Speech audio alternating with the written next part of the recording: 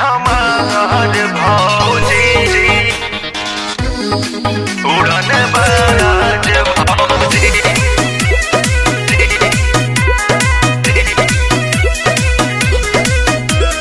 एने ओने छुआ तारा हाथ तू संभारा हो, रंग के बहाने तू चांस जोनी मारा हो।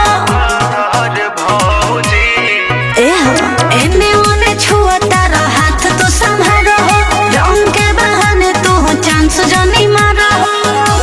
तोहरे में डाला बबकी बार भौजी काहे करतारू होली बेकार भौजी।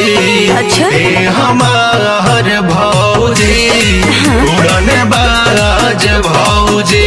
जाना देखा बनल बाटे हमनी के मिजाज भौजी, दाना संभार भौजी ए हमार भौजी। होली में कुछ नादानी हो जाई तो माफ करी हो। आज जौन है उजर उजर रंग गिरल बा ओकरा के ले जाके साबुन से साफ करी हो। किस कलर की चड्डी पहने हो? सब करा से पूछो तारू हमारे के बता दो ना कौन कलर के पहिनले बाड़ू। भाग जानी ऐसे नाता होई जोरा जोरी बोली हना फेरू जदी दी कवनो टोई। सुना ले घूमो तारा चाबी अपन ताला ना दे हो, घरे जाए तो तू देखो ना तो हल्ला को दे हो। बुझला कि रंग से रंगाई तोहर लिबाज भौजे काहे करतारो होली बेकार भौजी।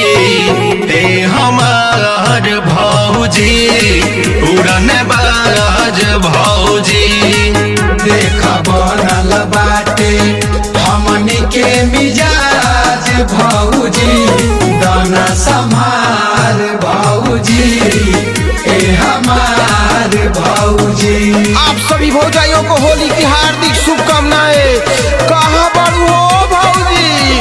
आओ आओ डलवाओ।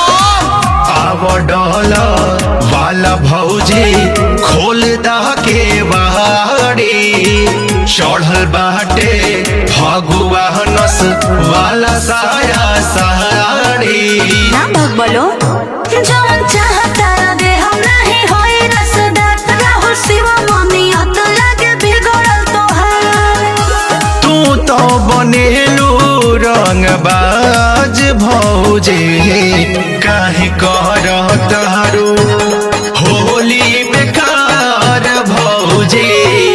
ए हमार भौजी उड़न बाज भौजी। देखा बनल बाटे हमनी के मिजाज भौजी, दाना संभार भौजी ए हमार भौजी।